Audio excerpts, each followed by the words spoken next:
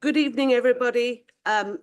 Just so that you know, people in the room know, and anybody watching knows that one of the cameras is not working this evening. So the people on my right will not be seen, but they will be heard. So that's okay.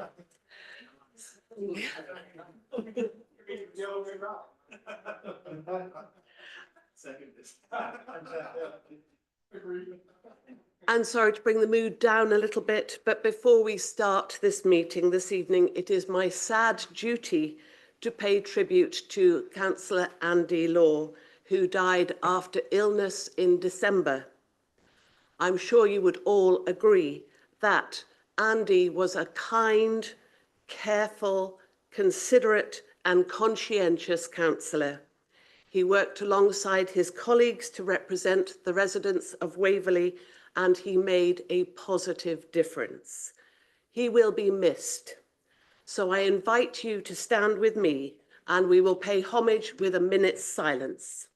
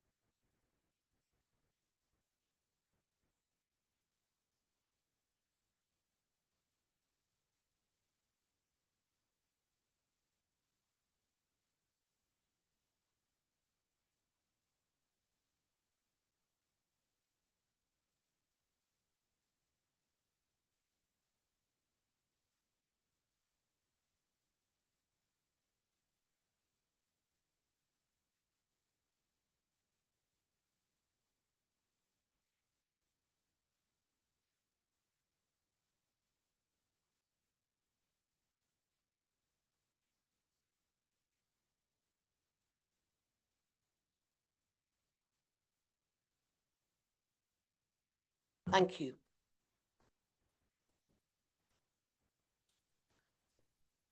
So welcome to you all and to the members of the public who may be watching. And in accordance with the Constitution of the Council, there are 2 consecutive extraordinary meetings this evening. The first one will consider an amendment to the Constitution to allow for more than one item of business to be considered at an extraordinary council meeting.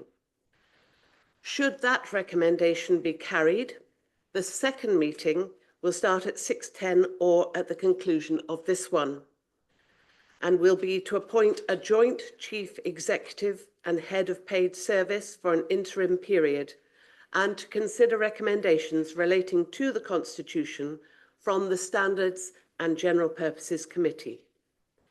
Please raise your hands to indicate whether you wish to speak, and you'll work your own microphones. And if you're unable to hear, please indicate. We will be using the electronic voting, which you're now so familiar with. And if we need a recorded vote, that will dutifully be worked through. Speeches will be for 4 minutes, and you will be given a 30-second warning before your time is up. You may speak only once on each item, except in the circumstances as set out in Procedure Rule 14.6. And if you are making a point of order, please be clear about which procedure law or rule you think has been breached and how, and wait until you proceed. Thank you. Agenda item number 1, apologies for absence. Ben, are there any? Thank you, Madam Mayor. You have apologies for absence this evening from Councillors Barker Lomax, Gale, Hess, McLean, Sullivan, Philip Townsend and Councillor Wicks. Thank you. And declarations of interest, are there any? No? No. Thank you. So agenda item number 3, the revised council procedure rule, rule 3.2. The Standard and General Purposes Committee met on the 8th of January and they recommend to the Council a change in Council procedure rule relating to extraordinary meetings. Councillor McLeod, Would you like to? Thank you, MacLeod. MacLeod. Would you like to move the recommendation? Yeah, thank you, Madam Mayor. I'm very pleased to move a recommendation on behalf of the Standards and General Purpose Committee. You can see the recommendation as item 2.1 on page 5 of your papers. Before I move it, I'd like to very briefly explain it. As the Mayor has mentioned actually already, at the moment the Council procedures only allow one item of business to be taking place in an extraordinary meeting such as the one we're in now. The suggested change is that we can have more than one item, which avoids the silly situation which we've had to do in the past of the Mayor having to open and close more than one meeting, because often it's necessary to have more than one item when something extraordinary is due to be considered. So it's a very sensible procedure, or recommended procedure. I'll just explain briefly also that this has been fully considered by the Guildford and Waverley Joint Constitutions Review Group and also by the Standards and General Purposes Committee itself.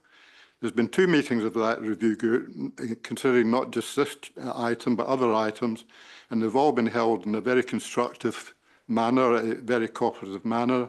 The 2 council members, groups of members working together well on it, 4 members from each council on this committee.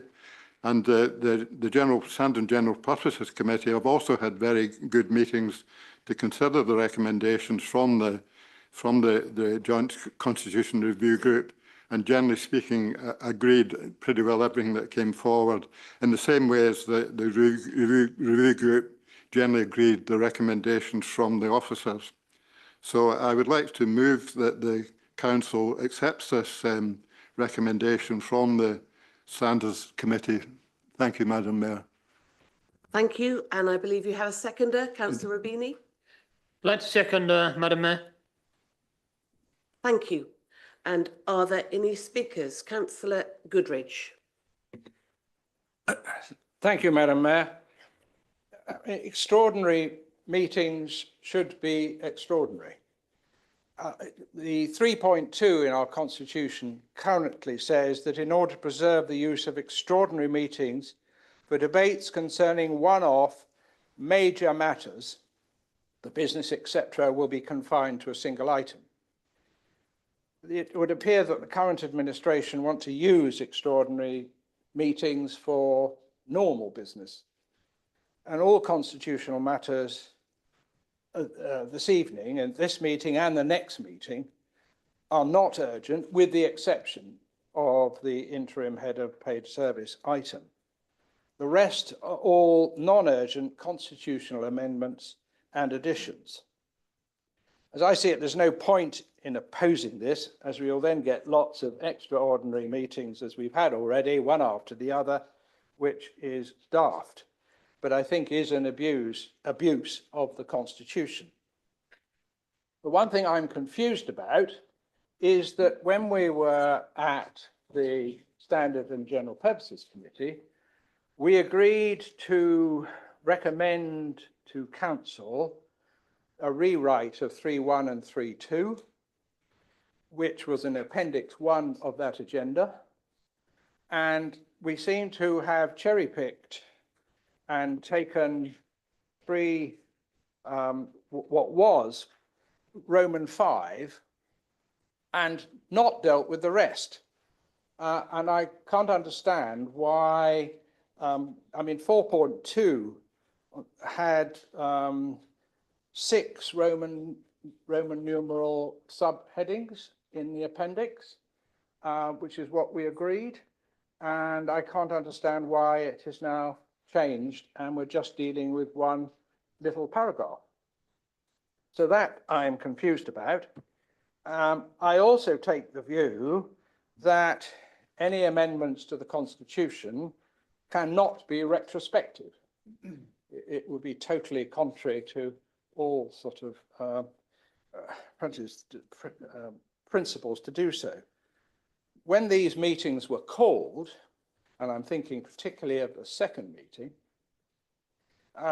we had to comply with the Constitution at the time of calling. And the meeting, of course, was called on the 16th of January 24, So I personally think that the following meeting would be ultra vires, even if this matter is passed today,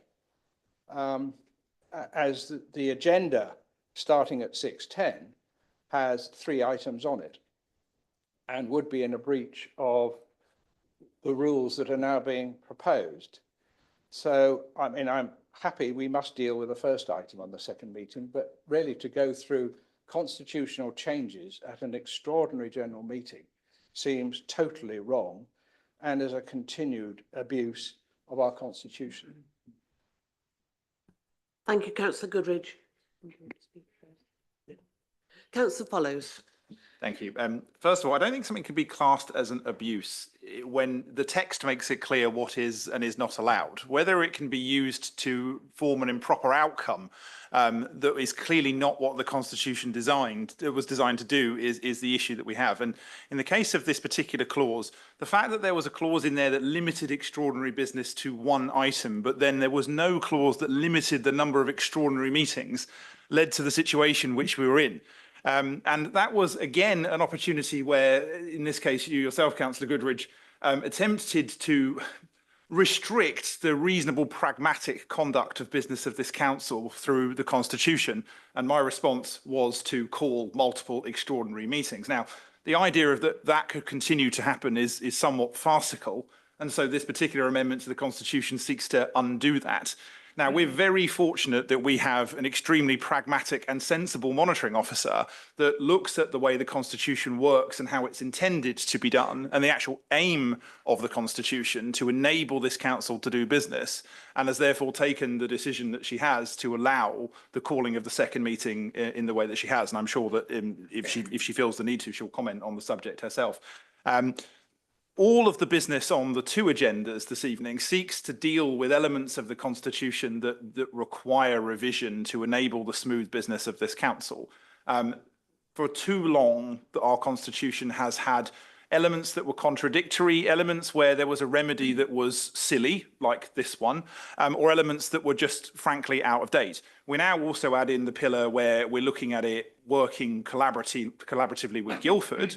And so it's also necessary to make sure that we don't have anything that introduces a silly element when comparing it to the work of our colleagues in Guildford or vice versa. So as a general introduction to many of the things that we will see this evening, those are the reasons why the executive and also the Standards and General Purpose Group have been intent on having a look at the Constitution in the round. Of course, this is a sensible thing to do.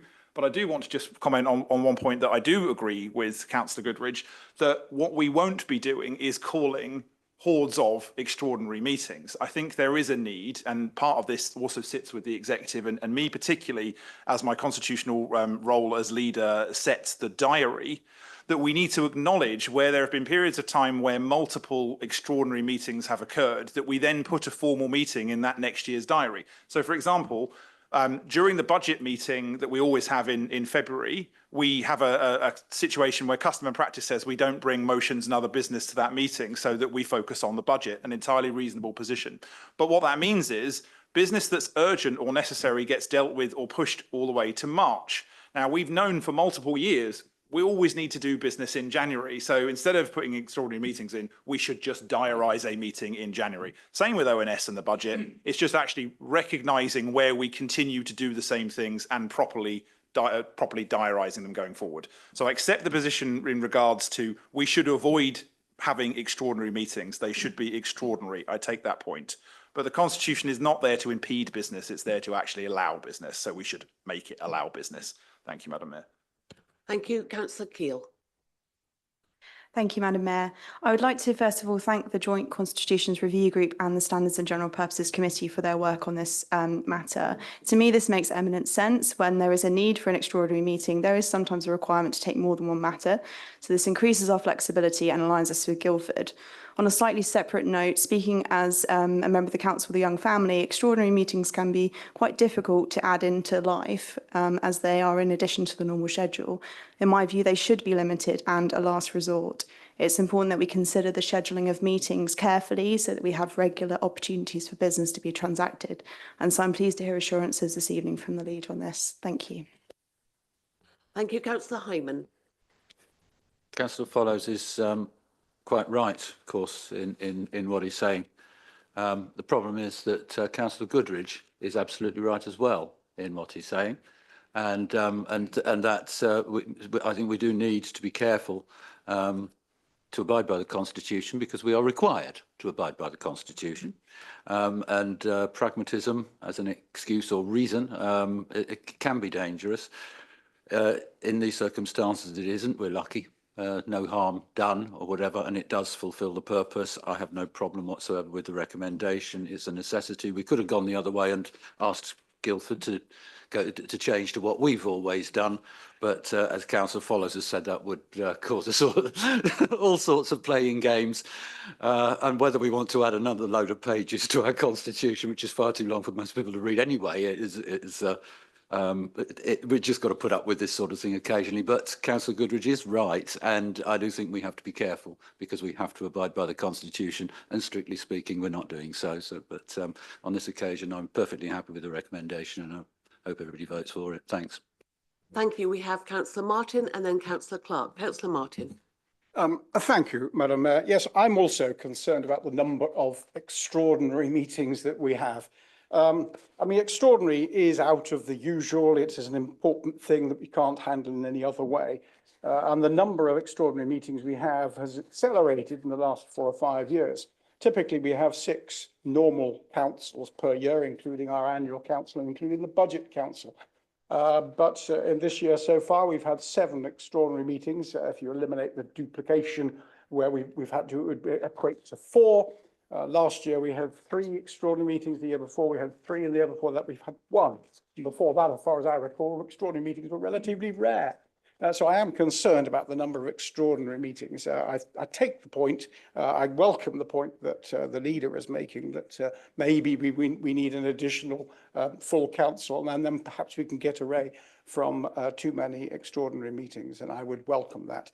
I think Councillor Goodridge is absolutely right in what he's saying, but nevertheless, I will be voting for this somewhat reluctantly. I think we do need to get on with it, and I don't like the way in which we have multiple extraordinary meetings. That is pretty daft. So I think I would agree with the motion that is before us. Thank you. Thank you, Councillor Clark. Thank you, Madam Mayor. The Constitution is a wonderful thing, but it should be used to enable business to be conducted properly and not to be used as a tool to prevent business being conducted. I'm certainly on the side of enabling, especially if it prevents us sitting here at 10 o'clock at night. Thank you. Thank you. Councillor Townsend. Thank you, Madam Mayor.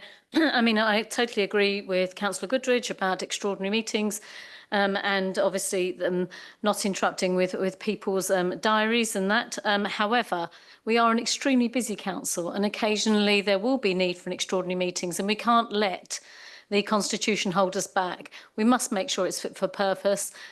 We can't have the situation where we're having, 4 meetings one evening or 2 meetings because we need to cover a couple of points. It is really being pragmatic about using extraordinary meetings as extraordinary, booking in extra meetings into the diary when we can, but we really need to make sure that we can get the business done. And whilst we can quote numbers and say there was 4 last year, 7 last year, what did those meetings decide? Were they important? Were they needed? That is the most important thing, not quoting different numbers. Thank you, Madam Mayor.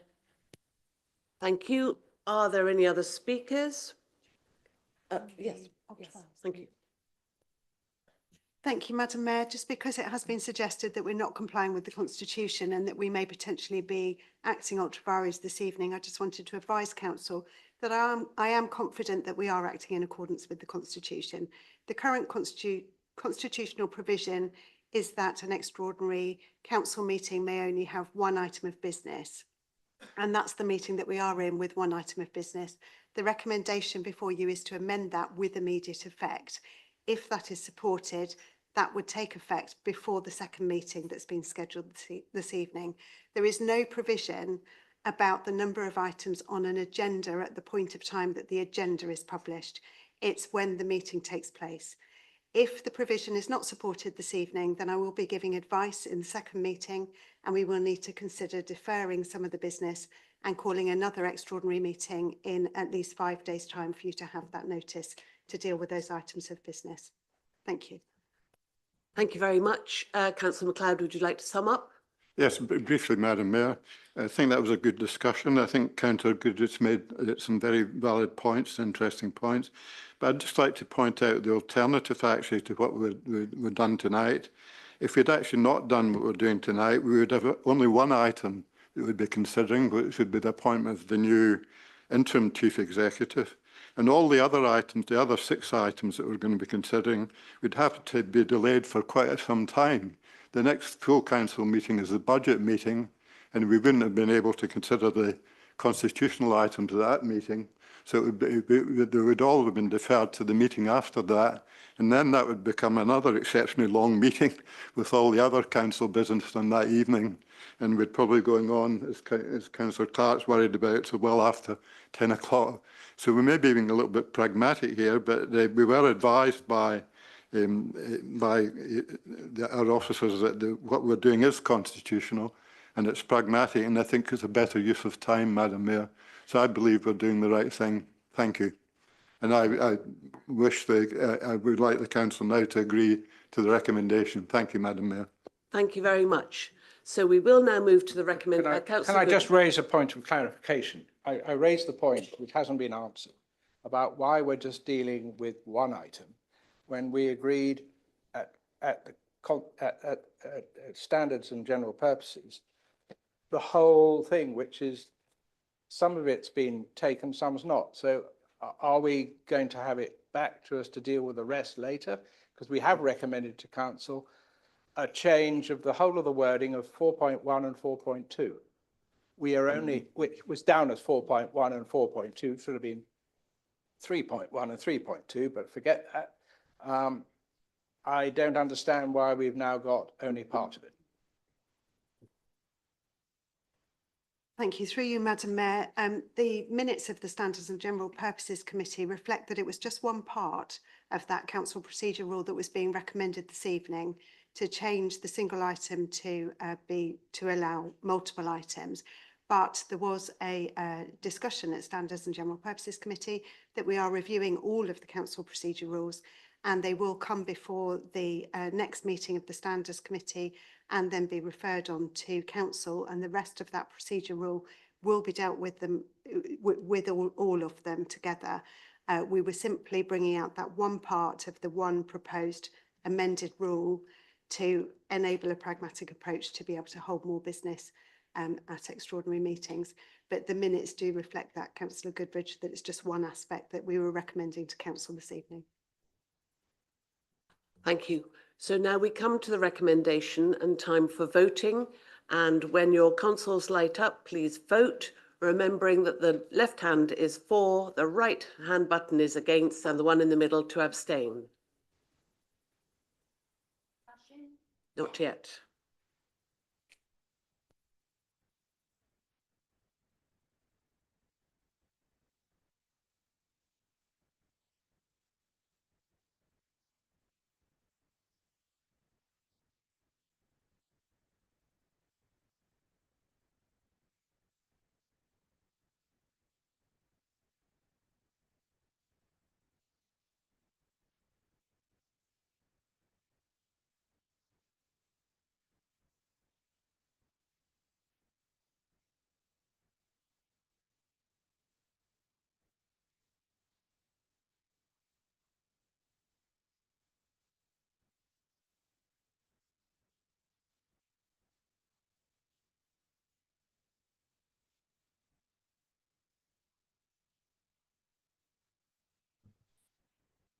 Thank you, Madam Mayor. The results are 36 in favour, no abstentions and none against. Thank you very much. So that is carried. And that ends that meeting. And I suggest we go immediately on to the next one. So we open the second meeting now. Apologies for absence have been duly noted. And declarations of interest on these next items, are there any? No. So we come to agenda item number 3, which is the appointment of a joint chief executive and designation of head of paid service for an interim period.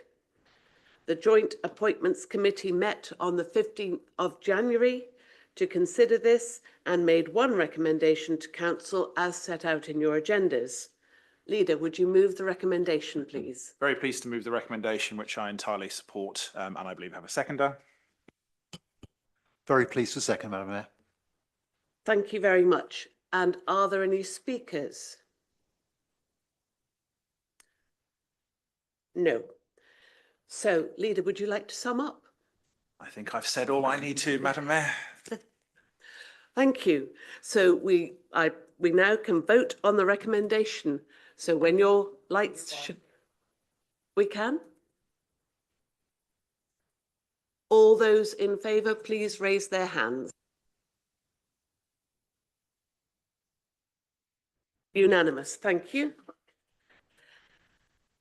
Agenda item 4, the revised terms of reference for the Joint Governance Committee.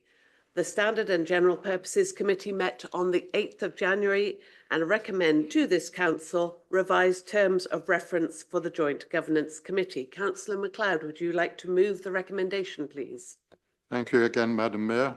Again, members, if you look at page 12 of your papers for this meeting, you'll see the recommendations of the Council 2.1. Again, I'd like to give a brief explanation of this recommendation. I'd like to say briefly that this committee is actually, although it's called the Joint Governance Committee, to make sure that members fully understand the purpose of this committee and members of the public, although it's called the Joint Governance Committee, it's not any kind of joint committee that governs the two councils jointly. It's not a super executive. The purpose of this committee is actually to deal with the arrangements and the if you like, the contract between the two councils, how the two councils run and what their procedures are. And this is purely matters to do with how this committee runs. If you look at 7.3, Appendix 2, it's mainly procedural matters to do with the quorum of the committee, the frequency of meeting of the committee, and other similar matters. So it's for all procedural type stuff. And so I don't think I need to say any more about it than that. Again, the Standards Committee and the joint committees have looked at these procedures, they've discussed them very thoroughly, and they're fully in support of them. Thank you. And do you have a seconder? Councillor Rubini, do you wish to speak? No, not this day, thank you, Madam. No, thank you. Are there any speakers? Councillor Follows.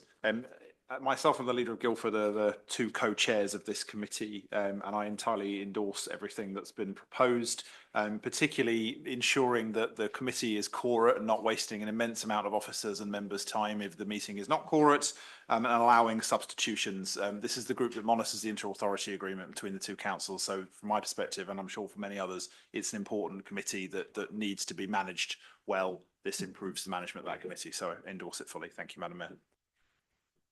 Martin?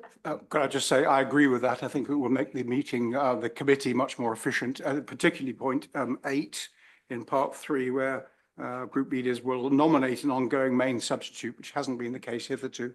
And that's a significant change, and I support that. So I commend this to the council. Thank you.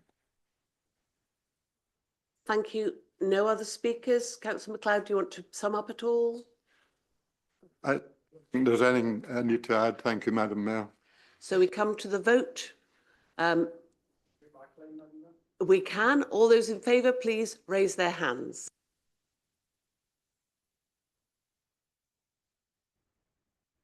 Are there any against? And any abstentions? No, that is carried. Thank you. Agenda item number 5 is the pre-election publicity decision-making policy. The Standard and General Purposes Committee recommend to us some amendments to the Council's pre-election publicity and decision-making policy. Councillor MacLeod, over to you. Thank you, Madam Mayor. Again, members, if you look at page 27 of your papers, item 2.1 sets out the recommendation.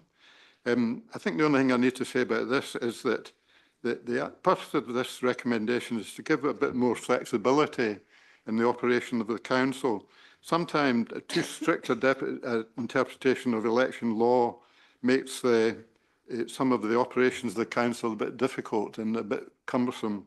And the idea of these changes, if we fully comply with election law, is to provide a bit more flexibility in this pre-election period and how decisions are taken, how the council runs. So that's all I want to say about it, Madam Mayor. Thank you. And you have a seconder, Councillor Rubini. Thank you. And are there any speakers?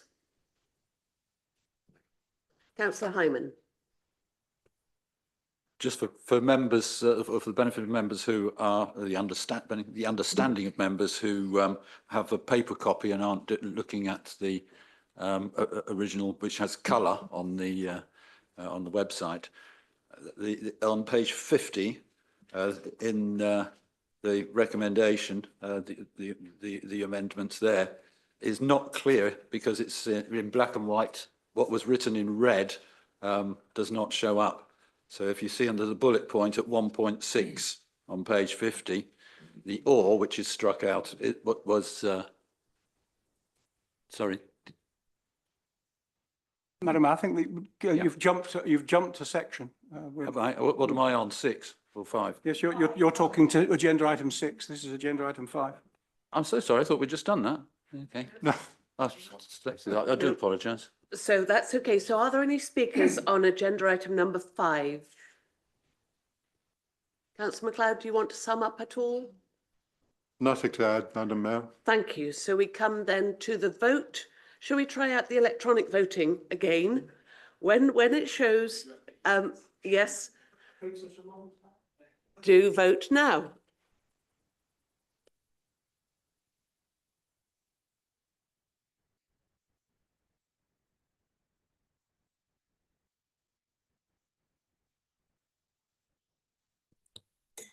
Thank you, Madam Chairman. That is unanimous. In favour. Thank you very much. So Apologies. Unanimous in favour. Unanimously in favour. So that too is carried. So now we come to agenda item number 6, which is the proposed monitoring officer protocol. The Standards and General Purposes Committee recommend to Council a protocol for the monitoring officer. Councillor MacLeod, would you like to move the recommendation, please? Yes, thank you, Madam Mayor. Susan Tail, who is the Joint Executive Head of Legal and Democratic Services, is also the monitoring officer. And this proposal is, we clarify and we set out very clearly what the monitoring officer's responsibilities are. Again, if you look at page 51, item 2.1, is the recommendation that the Council adopts the monitoring officer protocol. So I wish to move that, Madam Mayor. I don't think I need to give any further explanation. No, and you have a seconder, Councillor Rubini. Thank you. So are there any speakers? Councillor Follows. So on this item, I mean, this is an item that actually didn't exist. And certainly, I think for a number of years, there has been a need for clarity as to what the role of the monitoring officer is, how they get involved in various different types of interactions that go as far on the one end as engagement in the standards and conduct process, and on the far end, interpreting and giving a view and a ruling on matters such as the Constitution, as we've seen tonight. So having some kind of protocol that allows members to see exactly how that works, what the role of the monitoring officer is, and what you can ask of the monitoring officer in meetings and outside of meetings, I think is an extremely positive addition to the Constitution, and I wholeheartedly support it. I personally do think it's very clear. There were areas where we did want to just clarify that at the Governance Committee about what happens if you need to involve, if the monitoring officer is in any way involved in the issue, in which case the role of the Deputy Monitoring Officer is very clear, and how conflict of interests are governed as well. So from my point of view, it deals with everything that we need on this. So again, I commend it, Madam Mayor. Thank you. Councillor Hyman. Yes, thank you. Time for me to wake up again. As I was saying, on page 50 at the bottom, the Standards and General Purposes Committee at their meeting recommended a couple of amendments there, and the bottom line of the of the bullet point at 1.6a or conflict of interest was inserted by the committee. That's not clear in the hard copy because it's in red. It's on the in the digital version, so it's clear there. But just for members' benefit, and I thank the committee for Standards and General Purpose Committee for doing that. And at B, correcting the role of the monitoring officer in that respect. So they've done their work to help us improve gradually the Constitution, a bit at a time. But thank you very much to them, and I'm fully in favour of this. Thanks. Thank you. Councillor Martin. Thank you. Can I just say, I think it's extraordinary to use that word, that this hasn't existed hitherto. And so I'm very pleased to support the clarification of the role of the monitoring officer. Thank you. Thank you. Councillor MacLeod, is there anything left to say? Nothing to add, Madam Mayor. Thank you. So we come again to a vote. We'll use the electronic vote again. Keep practicing. So when it shows, please vote.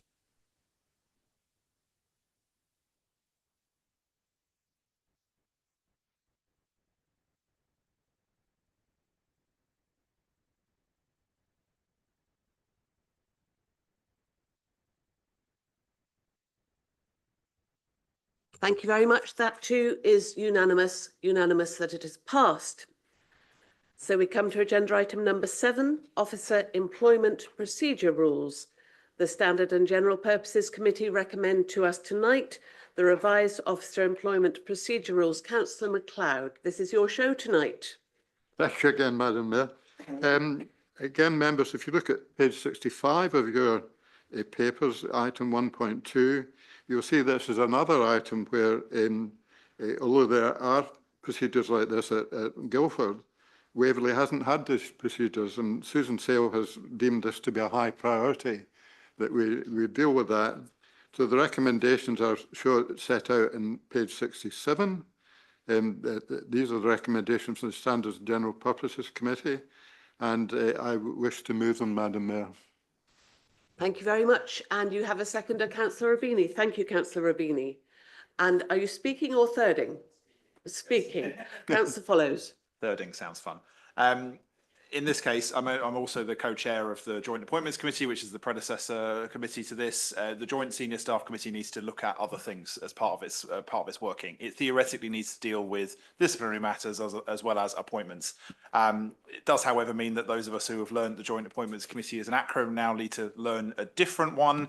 And I'm sure the Leader of the Opposition will agree with me that publishing the glossary that we saw at the meeting we had this morning to full council would be an incredibly useful thing with all of these new joint committees.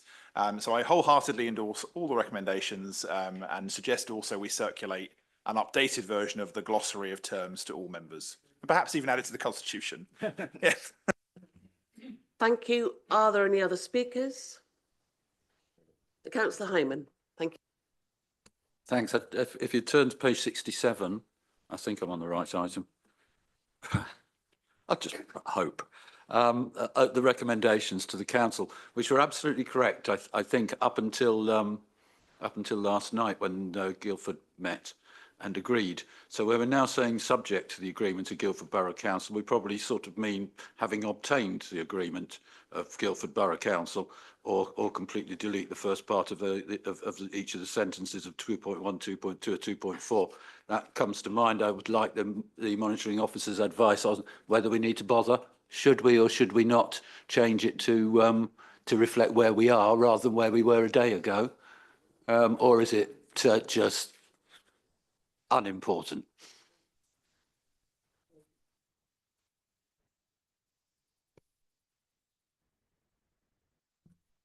Thank you. Through you, Madam Chair. At the time that the agenda was published, it was obviously appropriate to use the wording subject to Guildford's decision. But Councillor Hyman is absolutely right that Guildford did support this last night and they have made the decision.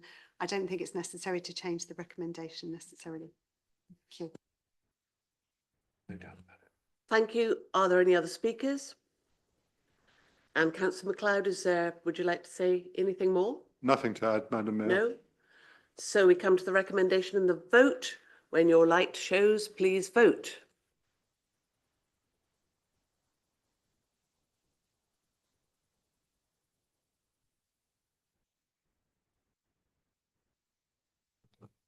Thank you. Thank you, Madam Chairman. That's unanimous in favour again. Unanimously in favour, so that is carried. Thank you very much. Very speedy and efficient, isn't it, Councillor Martin? Yep. So we come to agenda item number 8, the review of our key decision financial threshold. The Standard and General Purposes Committee recommend to this council a change to these thresholds. Councillor MacLeod. Thank you, Madam Mayor. This is an entirely sensible provision. Work has been done to look at other councils, and this will bring us much more in line with other councils, including Guildford. The threshold has remained at this level for many years, and it seems very sensible to increase it as is recommended in the report. So I wish to move the recommendation shown on page 100 under 2.1, Madam Mayor. Thank you very much. And you have a seconder? Thank you, Councillor Rubini. Are there any speakers on this item? Councillor Hyman? Yes, just at the very back page of the agenda pack, page 109, right to the end. And it's an interesting thing to have a look at. We've got a list there of, I think it's 18 or 19 councils, which is by comparison. And we are, the issue here, of course, is, is it by increasing this, the level here for which the criterion, I suppose you call it, for key decisions, are we relaxing our standards and therefore heading in the wrong direction in terms of councils needing to be a bit more careful with their money? They're proving it very well for us elsewhere. We've performed rather better, I think. We've got a selection here which is about half the Surrey councils and a load of others from various places. And right at the bottom, Vale of Whitehorse and Sevenoaks. I mean, Sevenoaks, it's £50,000. Should we be heading in the direction of Sevenoaks or in the direction of Norwich and Oxford at 500 at the top? So there's a huge variation, and you have to think why and what difference does it make? So I just thought there are two questions really. But out of the 600 councils, we've picked these. I thought, would the man on the Clapham omnibus, reasonable, Wednesbury reasonableness, with the man on the Clapham omnibus, if he checked all the others, would he consider the selection here that we've been shown to be entirely fair? Is there perhaps, because we haven't got Rushmore, Horsham, other ones that are around, they're not shown here. I don't know what they say. I haven't got time to go through them, but that's why I ask if someone else has. Is there any correlation between the local authority key decision criterion and their financial soundness? Thank you. Thank you, Councillor Martin. Thank you, Madam Mayor. This is interesting. I hesitate to support a motion where we're moving on financial matters closer to Guildford Borough Council and closer to Woking Borough Council. I guess Birmingham isn't on here. But I just worry a little we're moving in the wrong direction, maybe. We had an interesting discussion this morning at the Joint Governance Committee on risks, and we agreed that something was devastating when it got to £1 million rather than £500,000, and that was changed. And I had a few reservations about that, but it's a long time since we changed from 100,000, so I guess inflation has moved us up a bit. Whether 200 is right, I don't know, but probably 200 is righter than 100, so I will support it. Thank you. Thank you. Councillor Follows. As I correctly predicted, we'd have a parallel version of the discussion from this morning. Yeah, I mean, I think there's an inflationary argument for a start, but I mean, I think when we looked back, we couldn't actually figure out when the 100,000 was set, because it was before, it's further back than our legal keeping of records for council business. So we weren't actually able to establish when, so it's probably in the order of at least 10 years. So even if you take the compound inflationary effect, you're probably getting into the order of about this amount. I don't think there's any correlation between the level of council's scrutiny or issues that council have got relative to their key decision threshold. I think the thing I would just flag that I would like to take up with the Standards Committee at a later date is that I'm fairly sure there is a second criteria for key decision threshold about the impacting multiple ward, more than one ward. So there are actually not many decisions that would actually be impacted by this at present if they're pan-Waverley. So we would, I think, to we still probably need to look at that aspect of the key decision threshold criteria too, but obviously not now. So I obviously completely support this, and I think it will just make certain business smoother than it has been. So, but there are clearly still elements in the constitution on these themes that we still need to look at. Thank you. Are there any other speakers? No. Councillor MacLeod, would you like to sum up? Thank you, Madam Mayor. Nothing to add other than I'd just like to take the opportunity to thank the members for agreeing to, subject to agreeing to this one, agreeing to all of the recommendations from the General Standards and General Purposes Committee. Thank you, Madam Mayor. Thank you. So we come to the vote. When the lights show, please vote.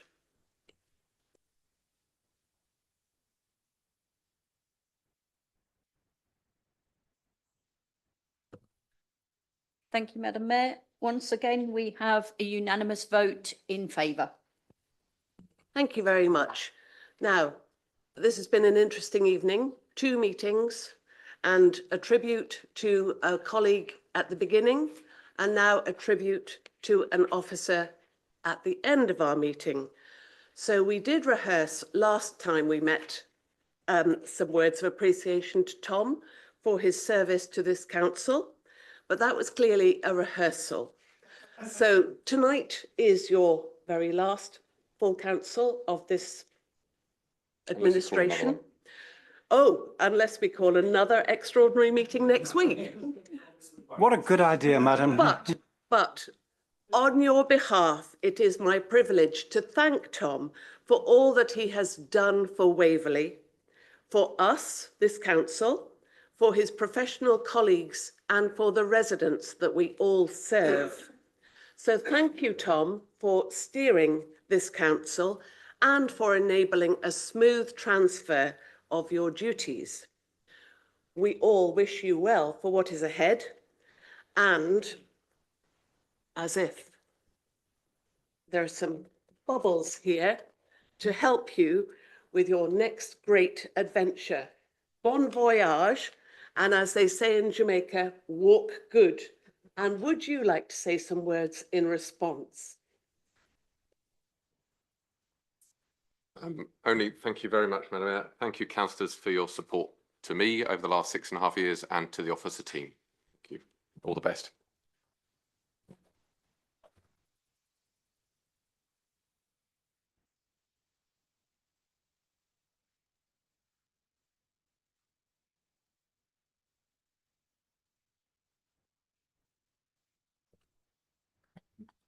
Good night, all.